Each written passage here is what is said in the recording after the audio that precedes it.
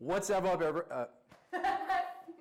right, what's up, everyone? I'm going to save you all the introduction this week because I think we covered that last week. I just got back from a wonderful vacation, and I just want to remind everybody to hopefully you guys are taking yours because you definitely need to have the time off.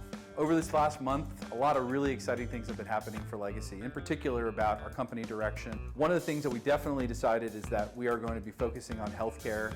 It's what we do really, really well, and with all of the different economic things that are happening right now, healthcare is a really safe place to be.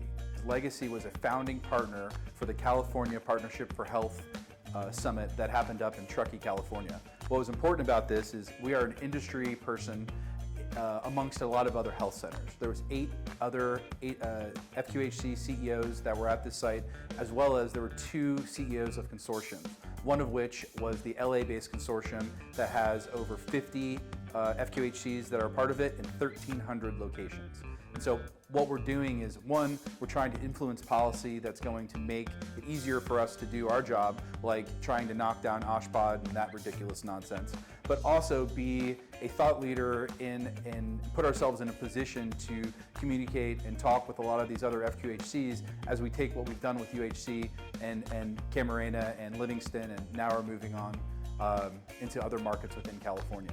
One of the things I get asked a lot about is, with everything happening in the economy and socially, what are the implications on our business?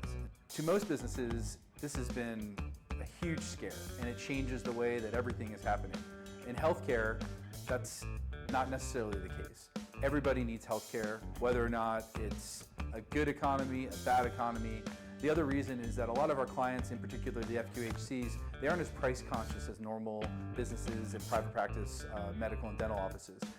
When interest rates go up, from 3 to 5%, it makes it really hard for other groups to be able to pay for new facilities, whereas FQHCs just figure it as part of doing business. As far as other projects, we started Altura, which is our largest contract to date.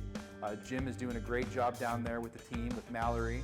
And this is a roughly 35,000 square foot, 3-building, ground-up project with a 14-month timeline that has a price tag of roughly $20 million.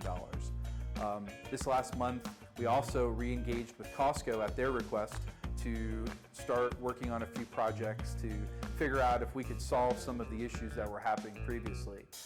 Turns out that there aren't a lot of other general contractors that are licensed in 20+ states that are familiar with the Costco model. So when we decided to not do business with them anymore, they reached out and said, let's talk. So that's a really positive thing.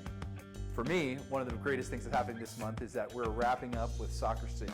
So we have a grand opening of August 4th, and we're looking at a final inspection that second or third week in July. So keep going, Jim and Ara, so let's make it happen.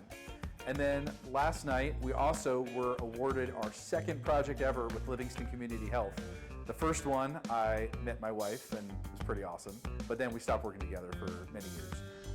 And then last night, with the help of Jeff, we talked with their board, and we are going to be remodeling an 8,200 square foot building in Modesto, as well as starting to work with them strategically on a growth plan. They would like to build 9 clinics over the course of the next 3 years. So thank you all. It was a great month, and I look forward to talking to you next month.